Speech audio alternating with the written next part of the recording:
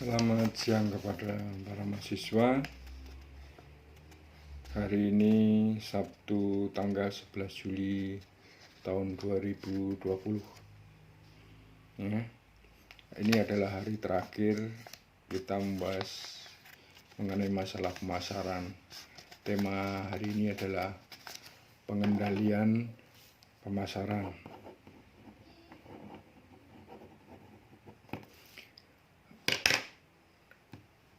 Kalau kita melihat ya, pemasaran itu apakah harus dikendalikan? Kalau kita jawab tidak, bagaimana suatu perusahaan itu ya bisa dievaluasi berhasil atau tidak dalam strateginya? Tentunya dibutuhkan adalah pengendalian pemasaran supaya perusahaan itu bisa mengetahui apakah strateginya itu bisa berhasil atau tidak.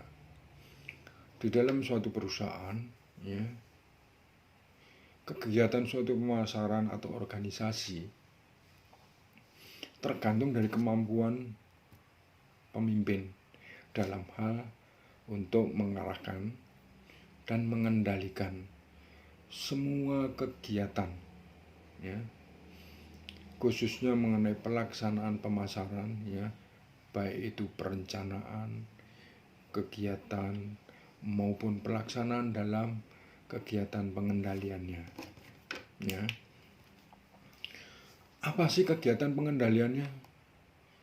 Yaitu adalah bagaimana menilai dan membandingkan, ya, hasil pelaksanaan atau prestasi, ya, di dalam pemasaran dengan rencana yang telah terukur. Rencana yang telah terukur itu adalah rencana yang telah ditetapkan, katakanlah umpamanya kenaikan volume penjualan, market share-nya naik, dan lain-lain. Itu adalah kegiatan dalam membandingkan, ya, yang akan diukur, ya, serta mencari sebab kenapa terjadi penyimpangan, ya.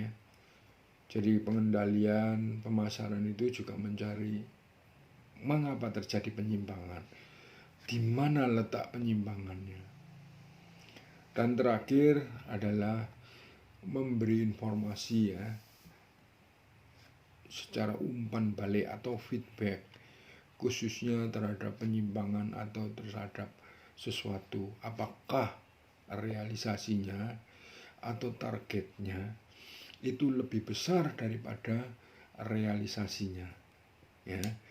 Itu dalam realisasi kadang-kadang bisa saja berhasil atau tidak. Itu disebabkan dari dua faktor, yaitu faktor eksternal, ya, yang disebabkan karena adanya persaingan, ya.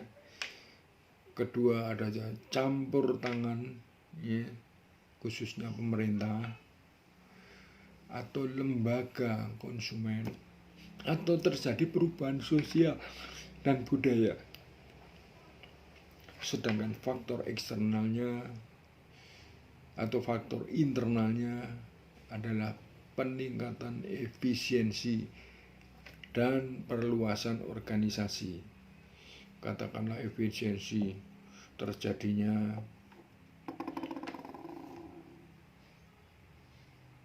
perekrutan yang berlebihan atau perekrutan yang berlebihan dalam arti hantam keramo, ya, khususnya tenaga yang ahli, ya, untuk efisiensi kadang-kadang tidak melihat kemampuan sehingga dipukul rata, sehingga tenaga ahlinya pun juga kena, ya, berdampak, ya. Atau perluasan organisasi makin luas, ya, tetapi dalam faktor-faktor itu bisa mengaruhi target tidak tercapai, ya. Ketidaktercapaian atau realisasinya dari target itu mungkin bisa disebabkan karena dua, ya. Yang pertama, implementasinya strategi pemasaran itu sudah benar. Jadi implementasi strateginya sudah benar, tetapi ada perubahan, ya, yang terjadi di dalam lingkup pemasaran, sehingga perlu dicari apa penyebabnya. Kedua, implementasinya strategi yang dilakukan tidak tepat, ya, tidak sesuai dengan rencananya karena ada kesalahan atau ada disebabkan ada perbedaan persepsi, ya, khususnya orang-orang yang ada di dalam perusahaan, ya, sehingga akan sulit untuk mencapai tujuan, ya. Apa sekarang tujuan dari pengendalian? Tujuan dari pengendalian tidak lain adalah satu, memaksimalkan kemungkinan perusahaan dalam mencapai sasaran pasar yang telah ditetapkan, ya. Memaksimalkan, ya, tujuan perusahaan khususnya mencapai sasaran, dan mengoptimalkan penggunaan internal, ya, potensi sumber daya yang terdapat di dalam bidang pemasaran, ya. Jadi dalam hal ini siapa yang bertanggung jawab kegagalan suatu pemasaran itu menjadi tanggung jawab manajer pemasaran, ya. Tanggung jawabnya apa saja, ya, yaitu atas pembinaan dan pengembangan, khususnya tenaga pemasar, bidang pemasaran, sarana dan prasarana di bidang pemasaran juga, ya. Itu tanggung jawabnya adalah manajer bidang pemasaran. Apa yang akan dilakukan, ya, terhadap pengendalian pemasaran? Apa fokus utama? Fokus utama di dalam pengendalian pemasaran adalah satu, volume penjualan, ya, volume penjualan. Kedua adalah usaha-usaha pemasaran, ya. Dan ketiga, efisiensi dan rentabilitas usaha pemasaran. 4 masalah sebenarnya: volume, usaha pemasaran, efisiensi, dan rentabilitas usaha pemasaran, ya. Itu menjadi pokok-pokok pengendalian yang dilakukan oleh manajer pemasaran.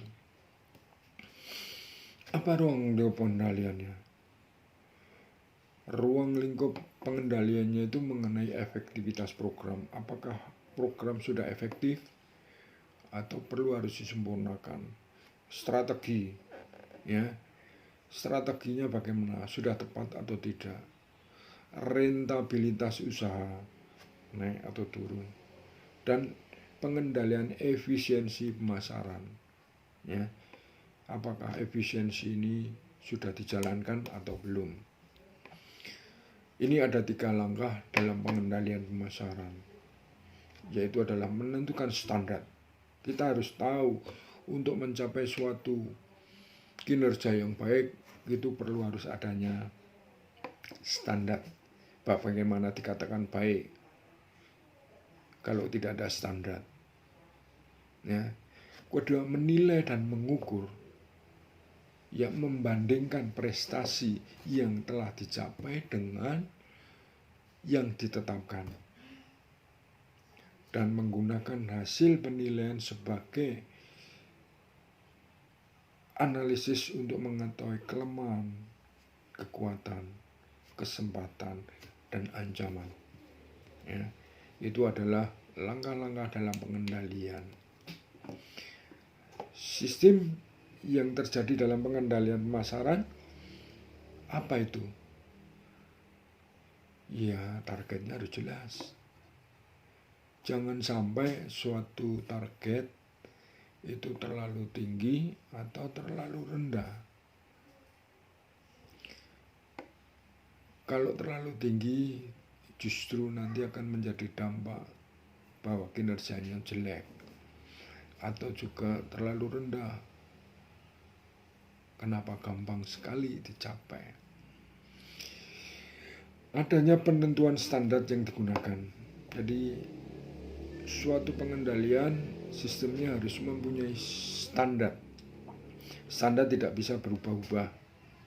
Ya. Artinya pada tahun ini pakai standar ini, tahun ini pakai ini. Ya, standar harus sesuaikan. Ada pembagian, ya, atau ada tanggung jawab. Jadi kalau suatu perusahaan tidak ada yang bertanggung jawab, akan menjadi bumerang bagi karyawan. Saling menuding siapa yang akan disalahkan, ya, siapa yang bertanggung jawab. Ya. Dan di dalam suatu pengendalian itu dilaksanakan harus teratur. Suatu pengendalian dilaksanakan tidak teratur, ya, terjadi maka tidak akan konsisten. Ya, itu. Dalam sistem pengendalian itu ada dua, yaitu sistem terbuka dan sistem pengendalian tertutup. Apa yang dimaksud dengan sistem pengendalian terbuka?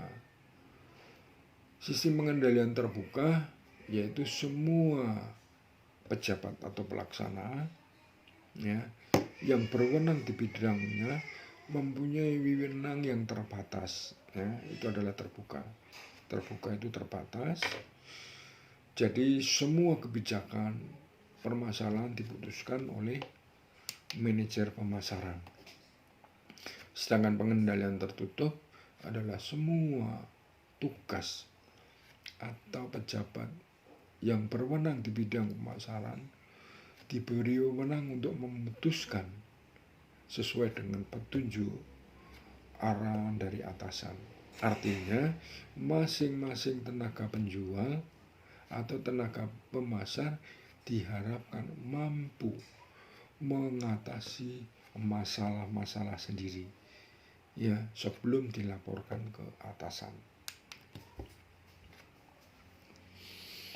Pengendalian efektif program pemasaran. Bagaimana dikatakan efektif, ya?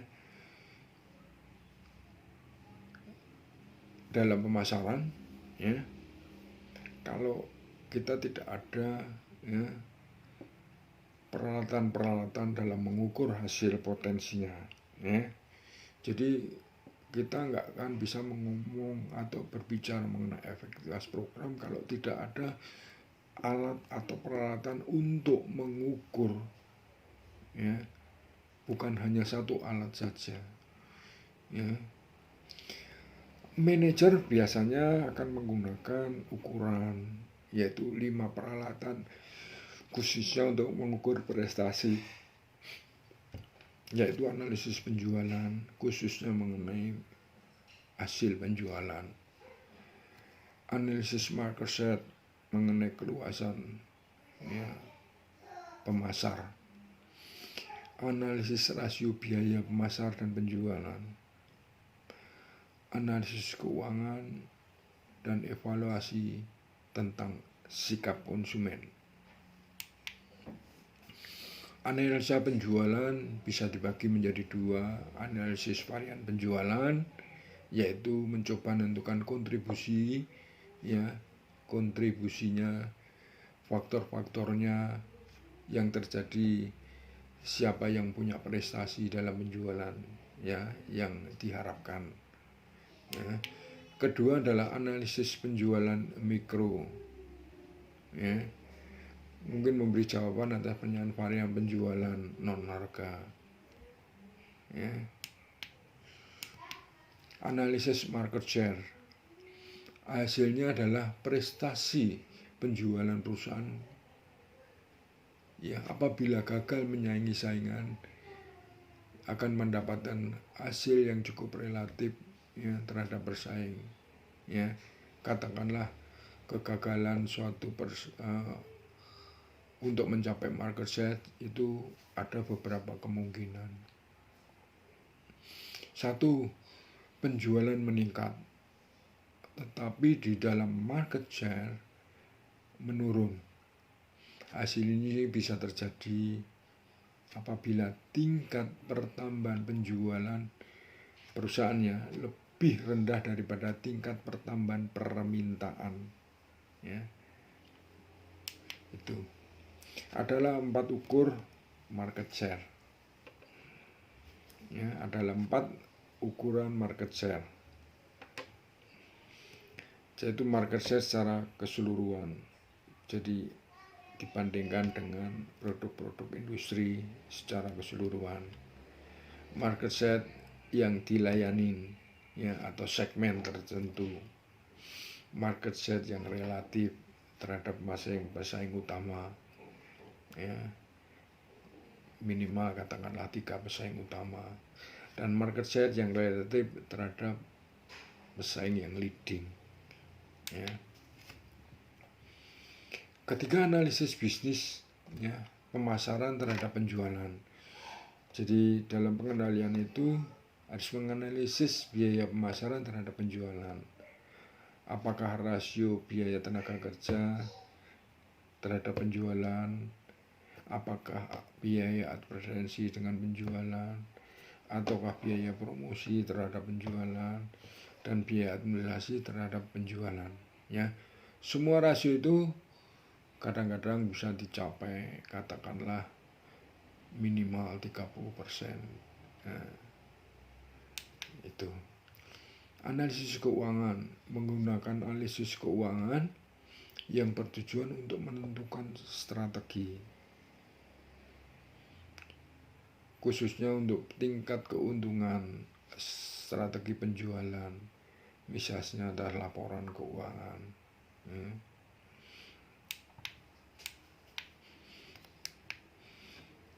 Yang kelima, yang terakhir adalah evaluasi sikap pelanggan. Pengendalian efektivitas program tidak mengukur atau mengevaluasi yang bersifat kuantitatif saja, ya, tetapi juga mengevaluasi yang bersifat kualitatif. Analisis kualitatif itu dibutuhkan untuk melihat sebab-sebab, ya, terjadinya perubahan market share, misalnya sikap pelanggan, ya.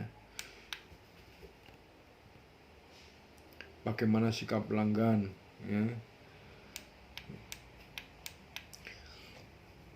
Pengendalian efisiensi, bagaimana kita bisa mengendalikan efisiensi di dalam pemasaran. Penekanan efisiensi adalah pada pertimbangan biaya, yaitu cara yang paling efisien untuk mengelola tenaga penjual, ya. Jadi mengelola tenaga penjualan, administrasi, promosi penjualan, dan penyaluran. Dalam pengendalian efisiensi tenaga penjualan, ya, kita hanya mengevaluasi satu saja, umpamanya mengevaluasi efisiensi tenaga penjualan. Indikatornya, ya, apakah tenaga penjual itu efisien atau tidak, itu bisa dilihat dari rata-rata jumlah kunjungan, ya, per tenaga penjual per hari, rata-rata waktu kunjungan, rata-rata penerimaan penjualan per kunjungan, rata-rata biaya per kunjungan, dan lain-lain.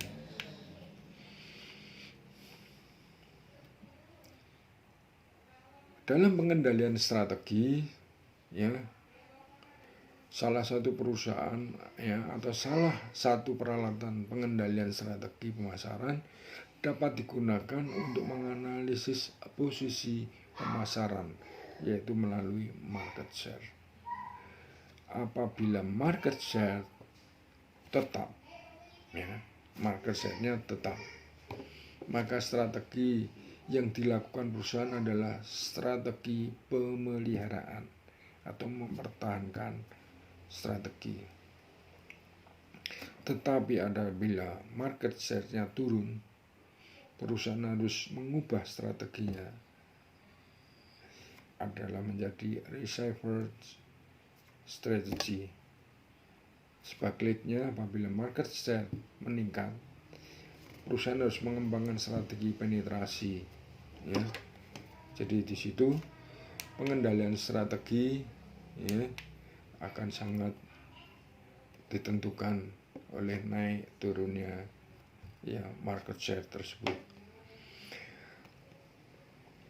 Audit pemasaran yang terakhir adalah audit, ya, adalah kegiatan pemeriksaan yang menilai, ya, yang dilakukan secara kritis, sistematis, dan analisis untuk membandingkan efektivitas, ya, dan efisiensi hasil pelaksanaan suatu objek tertentu, ya. Jadi untuk menilai pemeriksaan, ya, mengenai secara kritis, sistematis, analisis, itu ada 5 jenisnya objektif auditnya, yaitu audit keuangan, yaitu yang berhubungan dengan keluar masuknya, ya, keuangan, audit operasi dengan pelaksanaan, audit manajemen dengan manage seluruh operasional, dan audit hasil prestasi adalah audit kinerja dan audit sosial, ya. Itu yang di dalam pelaksanaannya khususnya mengenai pengendalian pemasaran adalah yang terakhir adalah audit, ya. Saya pikir untuk itu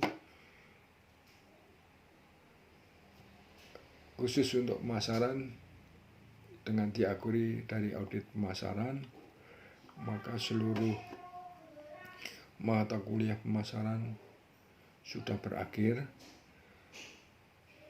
dan berakhir pula khususnya untuk